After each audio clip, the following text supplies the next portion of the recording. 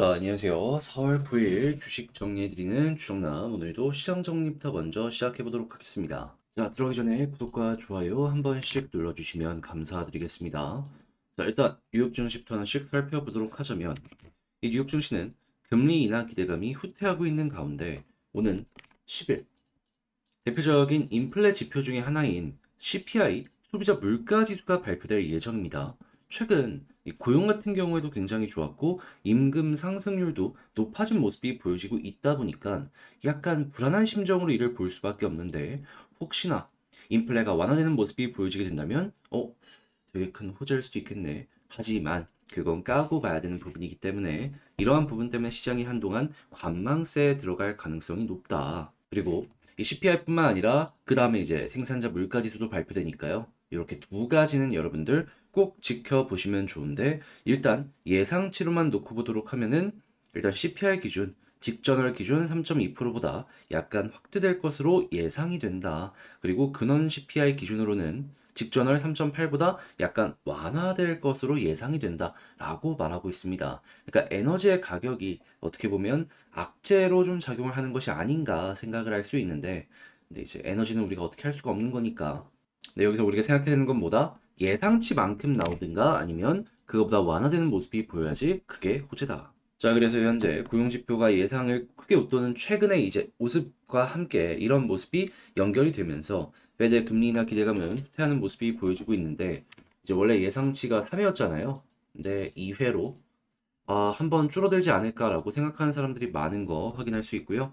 자, 그리고 금리 인하에 대한 기대감 6월 기준으로 놓고 봤을 때 어제 50% 아래까지 빠졌는데 좀 반등해서 51.3% 반영하고 있는 걸 확인할 수 있겠습니다. 요거 올라간다면 이때 또 주식시장 긍정적으로 반응할 수 있다라고 보시면 되겠네요. 근데 만약에 떨어진다라고 해서 끝이냐? 아니죠. 왜냐? 그래도 올해 못해도 두 번은 한다는 건 7월까지 금리 인하를 안 할 수도 있거든요. 하지만 그 다음 FOMC 예선보다 금리 인하를 시작할 수 있고, 그게 이제 시장에 선반영이 된다면 주가 상승에 큰 영향 미칠 수 있다. 자, 그래서 현재 나오는 내용들은 이 정도다라고 보시며, 국제유가는 WTI 기준 86.43달러로 마이너스 0.55% 하락 마감하였고요. 채권은 약세, 달러는 보합에 금 가격은 상승 마감하게 되었습니다. 자, 그러면 이 외에 다른 내용들은 어떻게 나오고 있는지를 좀 살펴보도록 하면은, 일단 이 고금리가 계속해서 유지될 수 있는 이 부분이 보여지고 있다 보니까 시카고 연은 총재가 연준 제약적 정책 여파 고민해야 된다. 너희가 이렇게 너무 길게 끌고 가버리게 되면은 나중에 경기가 좀 심각할 정도로 위축될 수가 있다. 막 이런 얘기를 하는 거예요. 근데 우리 입장에선 이런 발언이 많아지면 많아질수록 금리 인하에 대한 기대감이 커지겠네. 호재라고 인지할 수 있겠죠. 그래서 요거는 이런 내용이 계속 나오게 되었을 때 우리는 기쁜 마음으로 그냥 받아들이시기만 하셔도 될 것 같습니다. 자, 그리고 증시 투자자들 CPI보다 10년물 금리를 주목해야 된다. 모건 스탠리에서 나오게 되었는데, 이게 왜 그러냐면 금리 인하에 대한 확률이 높아지잖아요. 그러면 증시가 오르기 전에 보통 채권부터 올라가는 경우가 있습니다. 10년물은 거기에 바로미터, 중심이 되는 이런 채권이고요. 그러니까 CPI가 어떻게 되는지 간에 10년물 얘네가 알아서 먼저 매수를 진행해 줄 가능성이 높으니까 얘네 쪽에서 올라가게 된다면 증시도 곧 있으면 올라갈 테니 요거 한번 기대보자. 모건 스탠리에선 이런 식으로 이야기를 한다 라고 이제 보시면 될 것 같고, 자, 그리고 중국 같은 경우가 이제 한국 경제에 굉장히 큰 영향을 미치는데, 자, 경제 정책 불균형, 단기 거시 정제, 이 둔화 리스크 있다. 뭐 이런 얘기 들려오고 있다라고 해요. 하지만 여기서 생각해야 되는 건 뭐다? 미국이 금리 인하를 한다면 중국도 풀릴 수밖에 없을 것이다. 얘네도 그래가지고 금리 인하에 대해서 여력이 있다라고 발언을 하면서도 미국이 금리 인하를 계속 미루니까 중국도 말로만 하고 지금 차근차근 이 각을 재고 있잖아요. 하다 보니까 이 부분도 이제 결국 미국 때문에 해결될 가능성이 높다라고 보시면 되겠습니다. 자, 근데 이제 부담스러운 부분이 있다면은 이 국제적 이 갈등들이 이제 계속되고 있다라는 부분인데, 자, 이란 외무 미국 이스라엘 영사관 공격 승인한 거 이거 미국 아니냐, 책임져야 된다 하면서 현재 이란이 이스라엘을 공격하게 될 것이다라는 이러한 시그널들이 계속해서 보여주고 있기 때문에 이건 유가 부분, 에너지 부분에 심히 부담스러울 수밖에 없을 것이다. 앞으로 꾸준하게 한번 살펴보시면 좋고요. 자, 그리고 중국은행 러시아 전쟁 지원할 시 제재할 것이라는 미국의 움직임까지 보여주고 있기 때문에 우크라이나 러시아 쪽 같은 경우에도 이거 어떻게 보면은 갈등이 계속될 수 있겠구나. 앞으로도 어느 정도 꾸준하게 여러분들이 살펴보셔야 될 것 같습니다. 자, 그러면 이제 이런 부분 말고도 이제 산업적으로 또 주목해 볼 부분이 뭐가 있는지를 살펴보면 AI는 여전히 핫합니다. 마이크로소프트가 런던에 AI 허브를 구축해서 제품 개발과 연구에 집중을 하게 될 것이다라고 발언을 했는데, 근데 당연히 데이터 센터가 뒷받침이 되어줘야 되기 때문에 반도체 판매량 증가하겠네. 삼성 하이닉스 경쟁을 통해서 앞으로도 더욱더 잘 될 것이라고 보시면 되고요. 그리고 유리기판 같은 경우에도 차세대 이 기판으로서 주목을 받고 있는 모습이 보여지고 있기 때문에 관련주로 연결되는 종목들 같은 경우에는 수혜를 받겠구나. 그리고 유리기판이 전 세계 이 점유율을 확 높이는 모습이 보여지게 된다면 자연스럽게 초기 선점, 특허를 확보하는 기업들이 계속해서 성장을 할 가능성이 높으니 이게 어떻게 보면은 게임 체인저라고 볼 수 있거든요. 여기에서 좀 돋보이는 기업 같은 경우에는 향후 몇 년 동안은 괜찮게 지켜보시는 것도 상당히 괜찮을 것 같습니다. 자, 그리고 당연히 AI가 커지는 모습이 보여지게 된다면 이 통신 같은 경우에도 더욱더 좋아질 수밖에 없을 텐데 6G 얘기 나오고 있습니다. 안테나 검증 장비 국산화 얘기부터 시작해가지고 지금 이쪽에 대한 기술 개발, 양자, 별의별 얘기가 다 나오고 있는데 쭉 한번 여러분들 보시면 좋고요.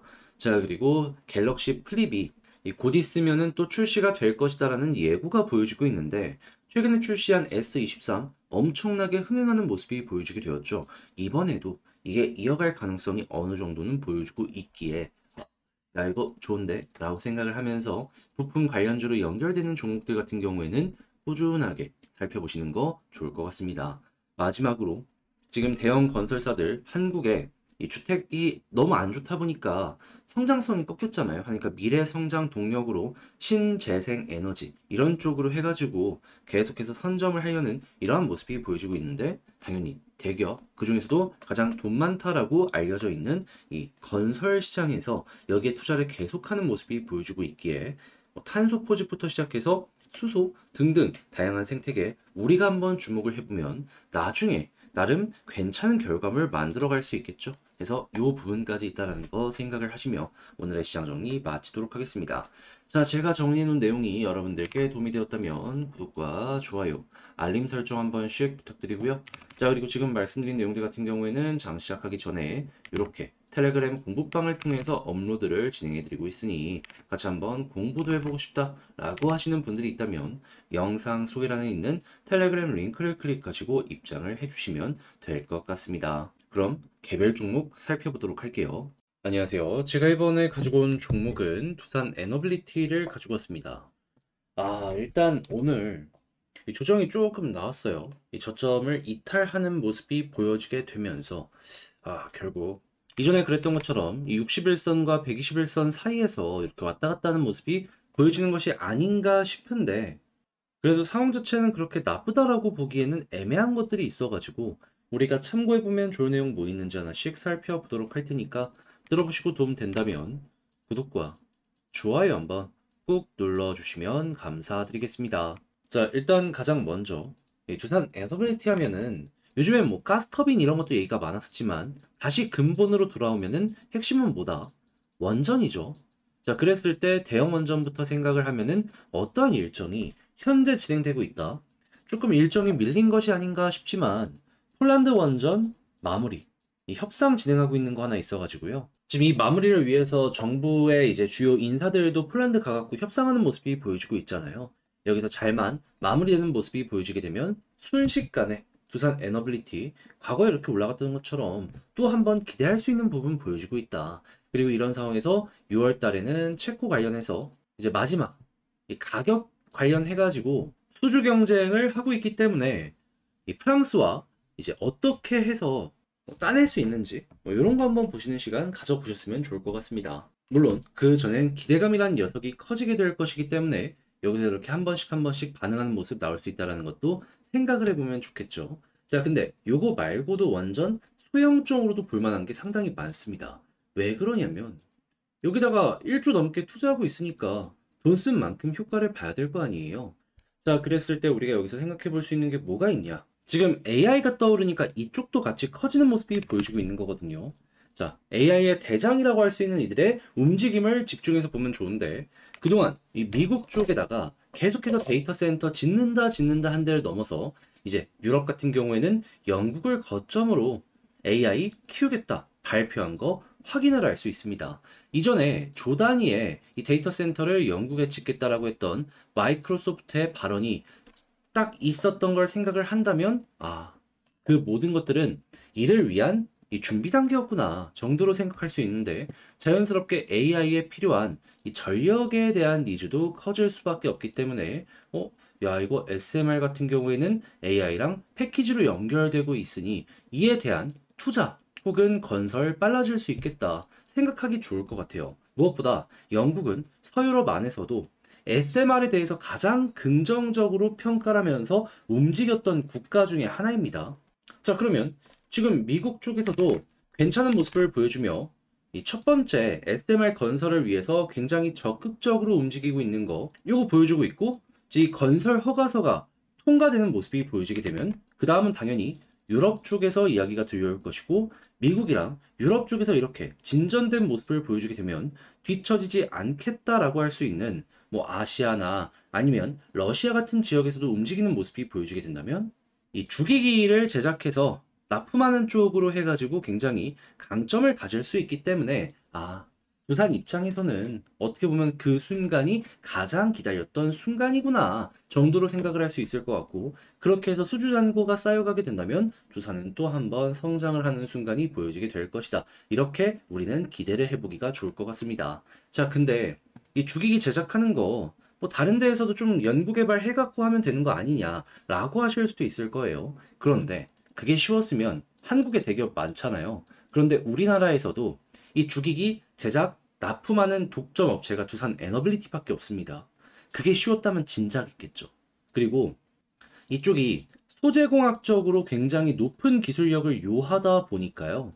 이게 가스터빈으로도 연결된 게 없지 않아 있거든요. 근데 가스터빈 같은 경우에도 어떻다? 그걸 납품할 수 있는 업체가 전 세계에 5군데밖에 안 돼요. 한국에서는 두산이 유일하다고요. 그럼 이런 부분들 같은 경우에는 앞으로도 강점으로 꾸준하게 작용이 될 수 있을 것이고, 우리 입장에선 이런 게 잘 되면은 두산 에너빌리티 성장을 하면 했지 떨어지진 않겠구나 요 정도로 체크를 할 수가 있는 겁니다. 자, 그럼 당연히 수급과 차트를 봤을 때 매수 많이 하고 있는지를 보면 좋은데, 최근에 음봉이 나왔을 때도 어땠다? 외국인은 샀다.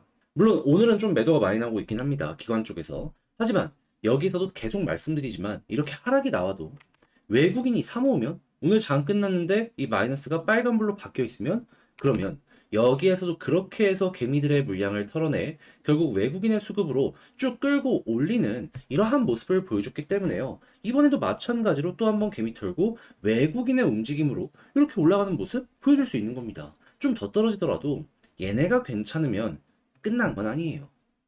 몇 번이고 반복된 패턴이기 때문에 이번에도 여러분들 외국인을 중점적으로 수급은 보시면 좋고, 그랬을 때 이제 차트적인 부분을 보게 된다면은 역시나 가장 베스트는 241선 위에서 버티는 겁니다. 하지만 설령 여기에서 버티지 못한다라고 하더라도 61선과 121선이 아래에 있는데, 일단 61선 이거 한번 이용을 해보시면 좋을 것 같고요.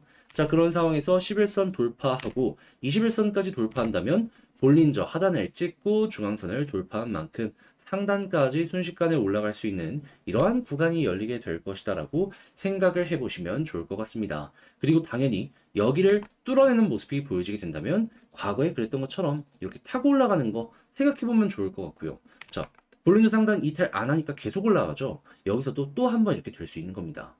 그리고 이러한 상황 속에서 이제 추가적으로 올라간다면 제가 이제 항상 목표로 이제 말씀드리는 구간이 있죠. 어디? 2만원 아래까지 노려보자. 왜? 이 위부턴 개미들이 너무 많이 물려있기 때문에 여기 딱 가면은 본전이니까 던지자 하는 이들이 많아질 것이기에, 그래서 일단 이 부분까지 이제 보시면서 매도의 타점까지 여러분들 참고를 해보시면 좋고, 자, 그렇게 해서 현재 나온 내용들을 중점적으로 한 번씩 총정리를 하면서 영상을 맞춰보도록 하면은, 일단 들여오는 내용을 봤을 때 요즘에 가장 핫했던 SMR 여전히 좋다.